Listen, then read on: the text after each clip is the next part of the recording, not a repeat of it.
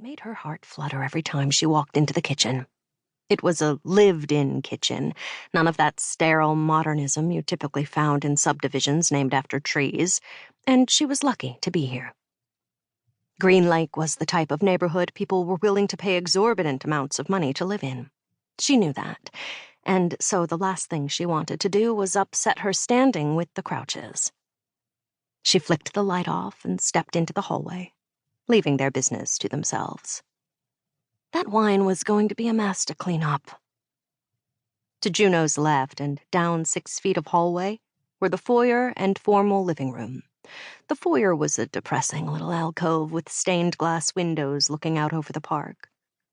It used to be paneled in dark wood, but Winnie had it painted white, which only moderately improved the overall feel of it.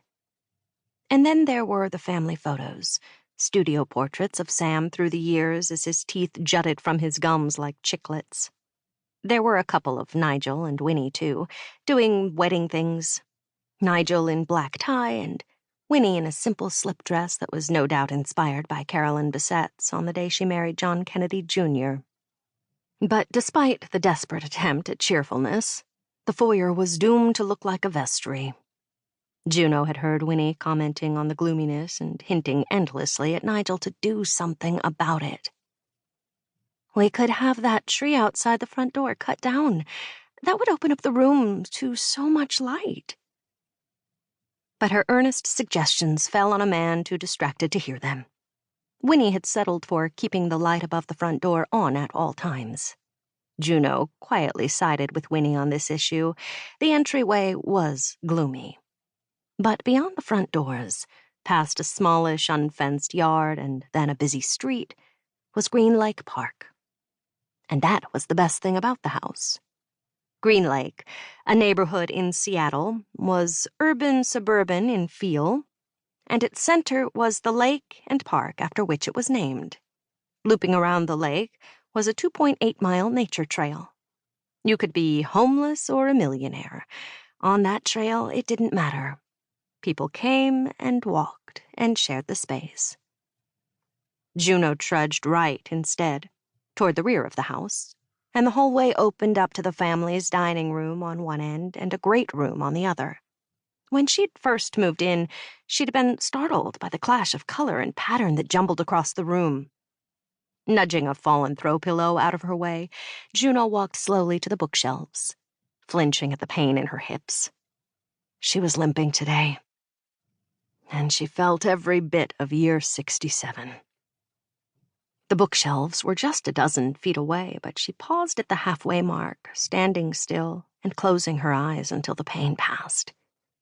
She'd get there eventually. She always did.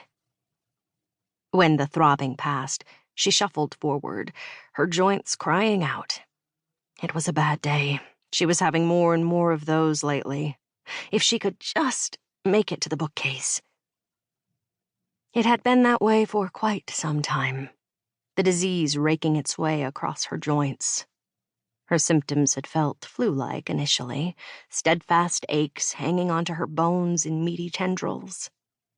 But now it didn't just merely hurt to move. Her joints were on fire, the pain often so intense Juno wanted to die. Her extremities were always swollen, her fingers tinged blue like Violet Beauregard's face in Willy Wonka and the Chocolate Factory. To make matters worse, she was hit with 5 to 6 dizzy spells a day. And every time she fell, it hurt worse, being that there was less and less of her to cushion the fall.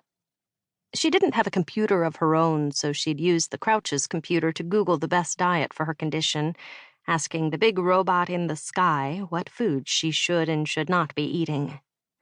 The big robot said to eat things like fish, beans, and to drink a lot of milk. Juno had been eating a can of beans a day since, though she could do without the fish, and when she was especially angry with Winnie, she'd drink milk straight from the carton standing at the fridge. There was a slight incline from the living room to the book nook. It was there that Juno failed to lift her toe in time due to an untimely dizzy spell.